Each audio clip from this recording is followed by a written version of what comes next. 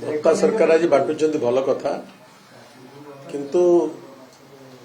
दुखर कथा हूँ सरकार प्रतिश्रुति पालन कले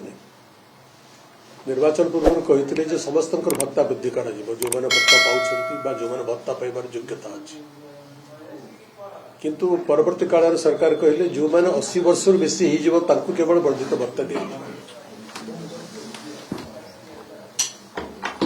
आहे सौदागर तो वाक्य तु ही रक्षा कर सरकार निज वाक्य रक्षा कले नहीं से दुख लगुच